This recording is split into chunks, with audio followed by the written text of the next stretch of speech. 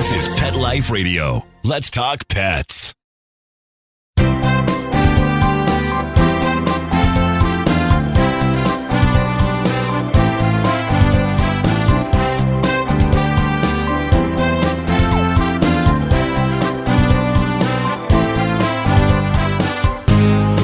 And welcome. You're here live today with Dr. Jeff Werber, your host for the next 30 minutes here on Pet Life Radio's Ask the Vets with Dr. Jeff. We're here for you. We're here for your pets. We're here to answer any questions you might have. As I'm just texting a potential caller, and maybe we'll get someone to join us here with some questions about her limping cat. And we'll see if maybe we can all learn something. That's the beauty of this. You know, it's funny. Every time someone has a potential problem, I can tell you that there are definitely other pet parents out there that have had the same problems with their pets, and they're afraid to call. So just think, if you call and I help you, I'm not just helping you. I'm sure I'll be helping others as well. We have JC and Joe Candela. Hey, how you doing? Make sure you're not muted. There you go. Try again. Yeah, Dr. Jeff, how are you? Hi. Good. How are you? Okay, it's Joe from Stony Point, New York. If you remember some of my emails that you've had. Yes. How you doing? What's going on? Oh, not too much. Have Lily the cat that I've been emailing you about here. See if we can get her in the. Oh, perfect. Yeah. Oh, yeah. You know, it's funny. I have one look just like that. In fact, it's so funny. I tell people when I do my telemedicine and, we're talking to each other on video, if I see a big black cat like that, I say, you got to see this. I take my cat over to a sink in the kitchen, and he, like most cats, we have the drink well, and cats seem to like that. Yep. But this cat little sticks his whole head under the faucet, running water, lets the water drip from its head down into, and he starts licking it from the side as it's dripping into his mouth. It's a panic. He was an outdoor cat. He was a stray. We found him, brought him inside. He wanted to escape every chance he got. And now you can have the door wide open. He'll walk up to the door. He takes a look to the right and the left. And he says, nah, much better in here. This one wouldn't do too good if she's always been an indoor cat. So, that's a good thing. I have a quick question for you. Sure. Cat food, on canned cat food. Is there any truth to the idea that you should not feed the cat food, the canned cat food right out of if you store it in the refrigerator, you shouldn't feed it without warming it up, say in the microwave for a few seconds first? Someone had at one point told me that I think it was something to the effect that it causes cancer if you feed it cold like that. Is there? I would say no truth. I would say that it's as a taste issue. What I found, if cats that don't like the food after it's been opened and fresh out of the can, and they say, "Oh no, he won't. You have to eat it all at once." I said, "No. Are you putting it in the fridge?" Yes, I'm putting it in the fridge. Why don't you take it out and stick, in a bowl, not in a can, stick it in the microwave for a few seconds, because you find out they just don't like cold food. Now, I have been feeding my cats because I do. So I open a can. Sometimes if it's left over, I'll put it in the fridge, feed it to them again. Same thing with my dogs. And there is no truth to it causing cancer. What it could do is enhances the taste if you have it warmed up a little bit. And I do find that if you have a finicky cat, they would probably prefer it a little room temperature to warm than cold. But my cats, they'll eat anything. So it could be ice cubes, they'll eat them. So no, but it's not going to, it wouldn't be taste change, yes. Cancer causing, no. Right. And the other question I have is that, she's constantly, it seems to me that she's over grooming, and she's, she'll throw up the hairballs. And you and I had our conversation, and you answered on the podcast about the hairball remedies, and they work when I use them, but but I'm wondering if you if you can give us any advice on how much grooming is too much grooming. Well, sometimes cats will groom out of anxiety or nerves. Look, cats are fastidious. They do like to groom themselves, which is a good thing. If the behavior really hasn't changed much and there's nothing that you can link it to that is stress related, then I would say it's just the cat. And when I tell people about hairball, even if you have a short hair cat, it looks like he's normal, he's a domestic short hair, then that they still groom themselves and they can still get hairballs. Now, when they vomit, you may not see a clump hairball, classic hairball coming up. That just means that the obstruction is farther down the intestinal tract. Once it's out of the stomach, it's not coming up. So what I recommend then is to do, when you have a problem, you give them like 4 consecutive days of the hairball remedy. And then as just a religious practice, do it twice a week. Just because the hairball stops, don't stop giving the hairball remedy. So cats that are prone to grooming and going to get hairballs, you should have them on the hairball remedy forever. And if they do vomit, it's still going like instead of every 3rd or 4th day, twice a week, then go a few days in a row again just to clean them out and then go back to the twice a week. Yeah, we usually do find the hair. So I guess she's tossing it before it gets too low. But yes, could be. I appreciate your advice on that. Thank you very much. All right. So very good. Thanks for joining us. All and right. You see how easy that was? And guess what it costs Joe right now? Nothing. Free advice. So go for it. That's why we're here at Pet Life Radio. So as many of you know, I like to start the show. I peruse the news in the veterinary world just to educate you. And this was something that it's kind of new, really. And that is 45% of cats. And interesting, the call that I'm trying to get the caller to come on is about this subject. 45% of all cats and 90% of cats over the age of 10 are prone to arthritis, believe it or not. We never thought cats get arthritis. And the behaviors that you may see that you may think are because of, aging, just because he's old, or other causes or problems might simply be joint disease. So if you have cats that are getting old and they're starting to do things like, hesitant to, and I'm going to give you, here's some of the things that you should look for. They normally can jump up, all right, but now they're having issues jumping up. They're having problems jumping down. Like they're on that table and they're looking at the situation. Do I want to make that leap? Because they know it's going to hurt them. They'll climb upstairs. All right. They normally climb upstairs. Now they don't want to, they're a little more hesitant to climb upstairs. And they're climbing downstairs. And that is also something that is affected. So they used to zoom up the stairs and zoom down the stairs. Now they're kind of hesitant going up and also hesitant coming down. And do they run normally? Can they run normally? Are you seeing a difference in the running? And how about this? Chasing moving objects, even if it's a toy. Like cats sometimes will see something and they'll run to that window. If all of a sudden you see they're not so eager to run that window and jump up on the counter to see the bird, that could be signs of arthritis. Now, here are some, we're learning also, which is no news to pet lovers, but pets ease stress and families dealing with, it's the ASD, which is the autism spectrum disorder. Apparently, autistic kids will develop very strong bonds with their pets. And interestingly, the owning one does not add to the household stress, as some people thought, and would use it as an excuse not to get a pet. And we find that pets provide comfort and support for these affected children and to their parents. And also one other thing, that interestingly, multiple pet households have even more benefits. So if you are you in such a family situation and have ASD in the family, you might want to get more than one pet, and it would be good for you, good for the affected child. So think about that. The pandemic is causing some problems with international travel with pets. You have to know this. Some of the airlines actually suspended all international travel with pets if the pet has to be down below in baggage, all right, or in cargo hold. Still, you probably, with advance notice and the reservation, be able to bring a pet onto a plane with you. But these things may change. But right now, if you are thinking of traveling with a large dog and he's not a service dog, cannot come in the cabin with you, it's not going to happen. Just keep an eye on that. So how about this? Clinging pets. So what happens when you have a clinging pet? What do most of us feel when our pets want to cling and hug and jump up on us and cuddle next to us, right?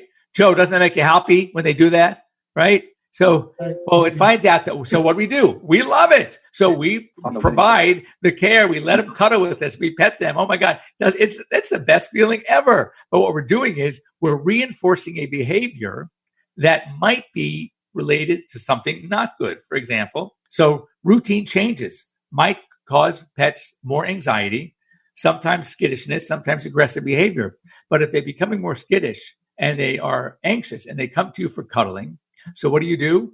That's like, there's the classic example. We talk about this every 4th of July. You have a dog that is scared, that hates the fireworks. So what do? They start cuddling. They cower in the corner. You call them over to you. Say, oh, come here. No, that's okay. Good boy. Hug, hug, kiss, kiss. Meanwhile, what do? You're reinforcing that behavior.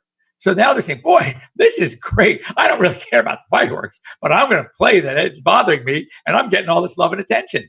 So when it comes to how and what we are how we are handling and reacting to our pets who are reacting to some outside stimulus. We need to be careful because we don't want to reinforce the bad behavior. Now, one might argue, and I don't disagree, that, well, is that such bad behavior? They want to cling and they want to cuddle. That's not bad behavior for me. I love it. So, but just keep an eye on it. If there's something that it's all of a sudden changed, if it's their personality and they've always been like this, that's one thing. But if it's something new, they've never really been like this. All of a sudden you're sitting around and they want to come up and they want to tuck in their nose under your arm and they want to come up on your lap. There may be something underlying, and we may want to be very careful how much we promote that behavior. So because of what's going on with COVID-19 and the big cats, right? We remember the Bronx Zoo and the tigers. So it is very possible that we're seeing a ban of private ownership of these cats.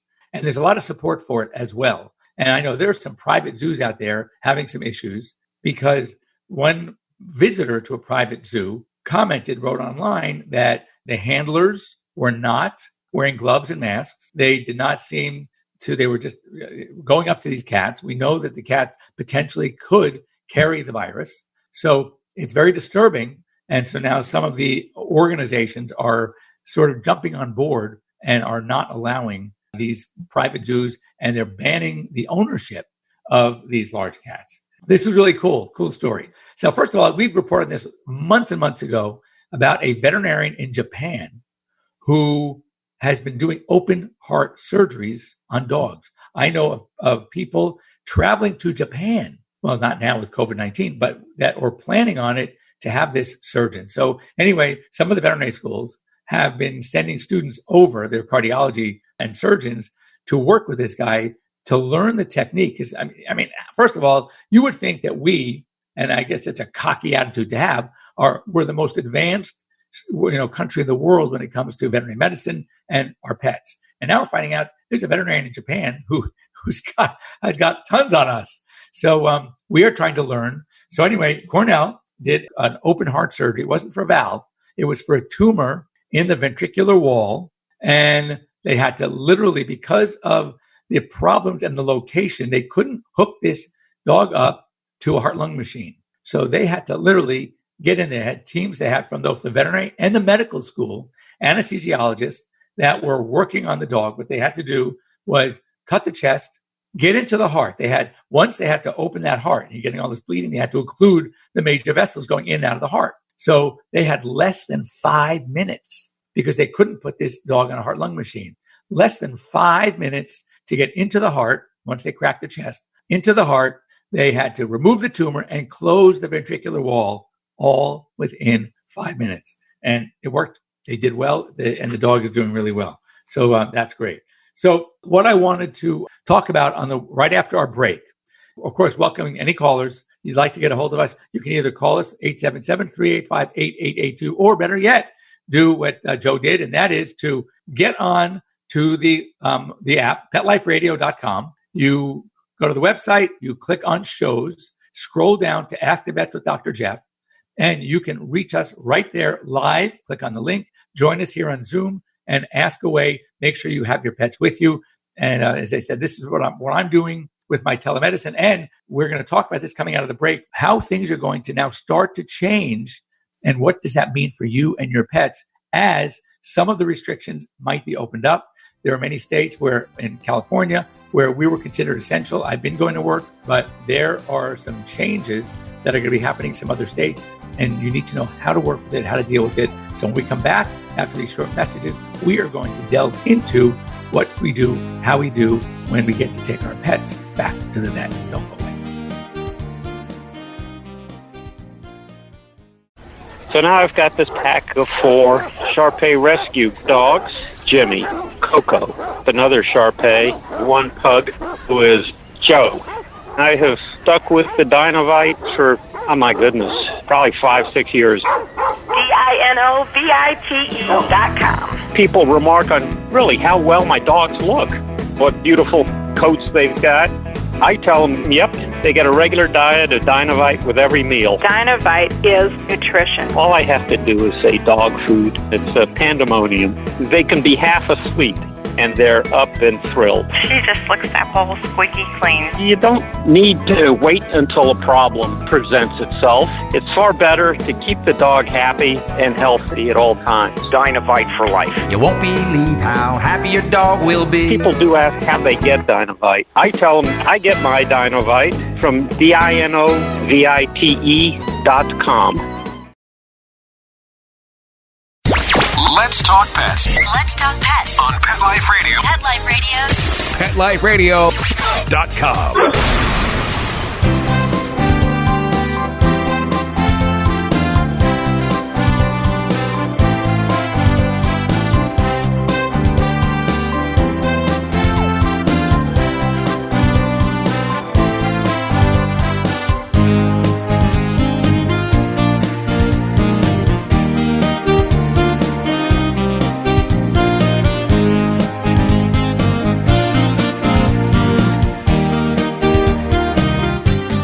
And welcome back. You're here live with Dr. Jeff Werber here for the next few minutes on our show. And so one of the things we noticed, or I guess the world has noticed, that due to the shutdowns, more people are spending time at home with their pets.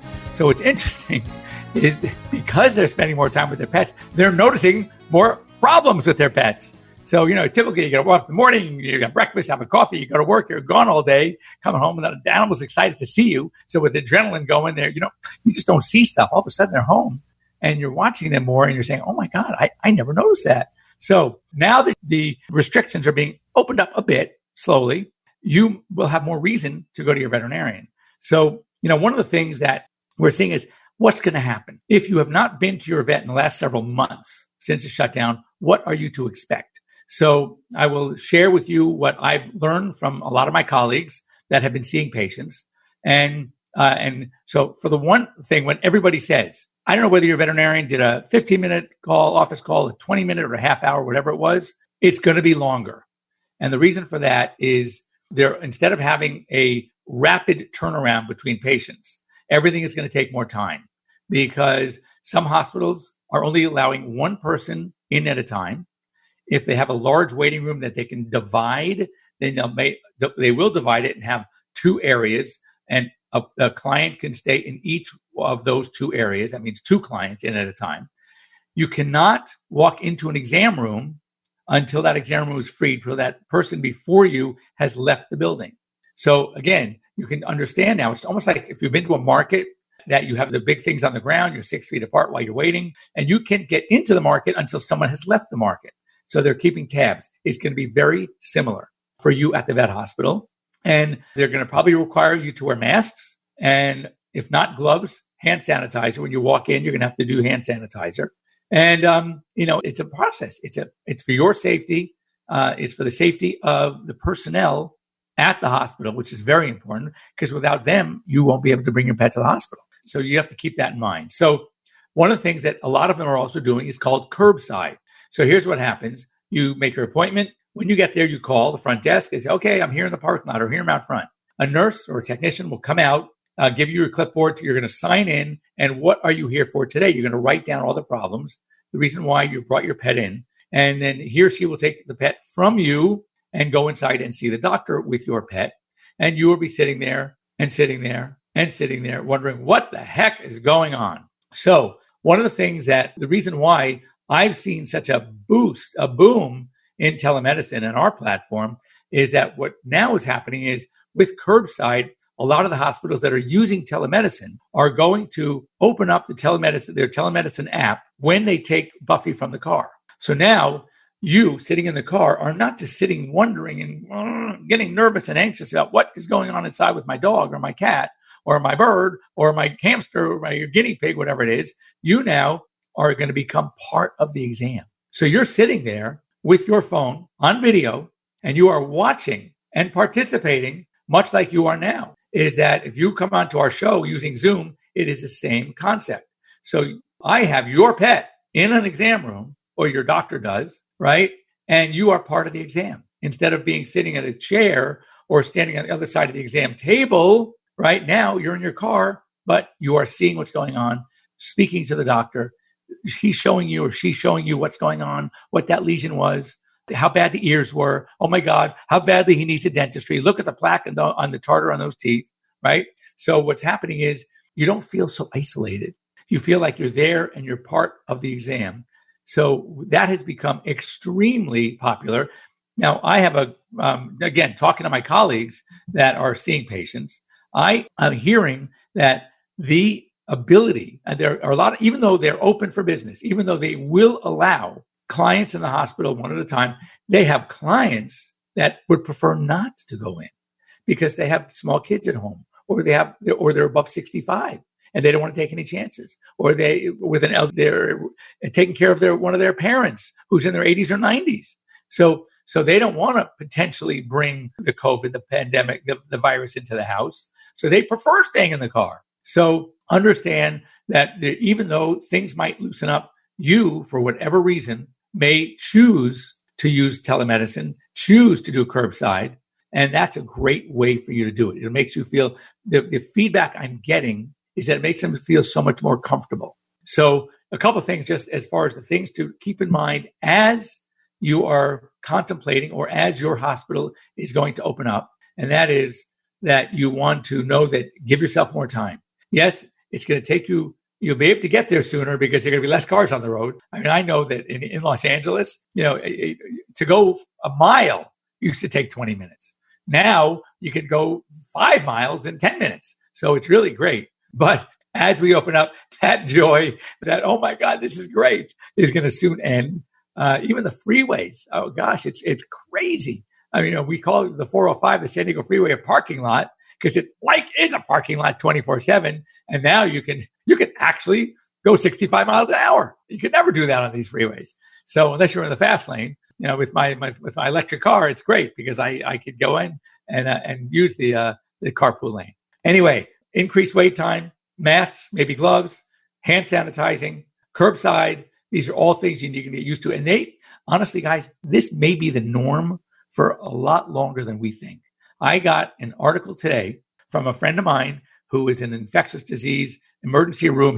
He's an ER, emergency room clinician, but specializes in outbreaks. And he sent me an article today that blew my mind about where we think we're doing better. Not so fast, Charlie. They are anticipating that by June or July, we're going to have, something like 20,000 cases a day. And there are going to be many more deaths because what happens is we ease up too much. And again, don't shoot the messenger. This is not my theory, but he's a well-respected guy and brings a lot of facts in from the CDC, from the health organizations. And they are very concerned that we are not taking this as seriously as we need to. And we are going to see a second wave that is going to be worse than the first. So I don't know whether it's going to be real or not.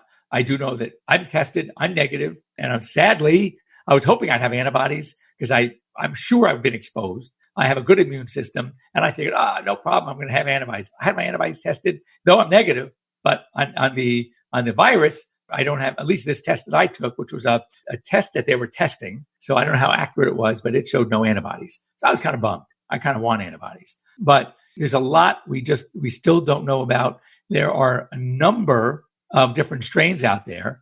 There's one new strain that they found that they feel is more aggressive than what we've been dealing with. So though many advances have been made, they don't see, at least according to this article I read this morning, they don't see a vaccine that can handle all the different strains for possibly 2 years. And then other stories from the emotional side, the psychological side, are saying if we keep us locked in for another 2 years, it's like the joke was one of the first deaths in one of the countries was 4 days into quarantine, the wife strangled her husband. So we're going to get on each other's nerves. And we've already seen that the pets are saying enough already. Go back to work. I like it better when I have my day alone to myself. So anyway, more to come. We'd love feedback. We'd love how you are coping at home. And when you get back, when your vet opens up, because you know what I'm getting? I'm getting as a telemedicine doc, I am getting so many calls from people. I say, so, what you need to do is call your vet. They go, call my vet. My vet has a machine on and they sent me to you, to AirVet. So it's like, oh, well, in that case, let me see if I can help you out. But the problem is, and this is the biggest problem that we're having with the telemedicine, that it's actually easier for a medical doctor to use telemedicine to a patient that he's never seen. He met on telemedicine and he can prescribe drugs. Yet when veterinary medicine, we cannot. There's something that most states are very strict about called a VCPR, veterinary client patient relationship. And though I can tele-advise, I can tele-educate, I can tele-triage, but I can do telehealth, but not telemedicine. I cannot prescribe meds without seeing the patient. Having seen the patient within a year for regular doctors, even that are using telemedicine. So your exams have to be current within a year, and then only they can prescribe meds without having seen the patient today, based on that relationship that they've already established. So it is very challenging. So you get used to it. So unless a telemedicine doctor can prove it is a emergency, a life or death emergency, then they can prescribe. But other than that, they have to get you to a vet. And unfortunately, it's like a vicious cycle. It's a catch-22. The vets are sending you to a telemedicine platform, one they use, and then the telemedicine doctor can help, but we can't actually prescribe. And we say, no, you got to call your vet to prescribe. And they go, well, I did call my vet, and their machine tells me to call you. So it is, we're just having to get through this. It's a problem. I know many states are doing what they can to maybe ease up for now some of the prohibitions or some of the definitions of VCPR, or what we can do and get away with, what type of medications we might be able to prescribe and still be safe. So it's a challenge. Just understand, when we're out there trying to help you, it's not because we don't want to help. It's that our hands are tied. And in some states, most states, we can't help. We have limitations of what we can do. Keep that in mind. Anyway, thanks for joining me here on Pet Life Radio. You can follow me on my Instagram, which is at Dr. Jeff Werber. On Facebook, Dr. Jeff Werber. Certainly AirVet, my telemedicine app, if you need any help. And anyway, have a great week, everybody. We'll be here next week. Joe, I want to thank you for joining us here. And talk to your friends. Have them, say, okay, guys, free advice. Let's bring your pets on and talk to the doc. So have a great week, everybody. Stay safe out there. And we'll be here next week, same that time, that channel. Let's Talk Pets, every week on demand, only on PetLifeRadio.com.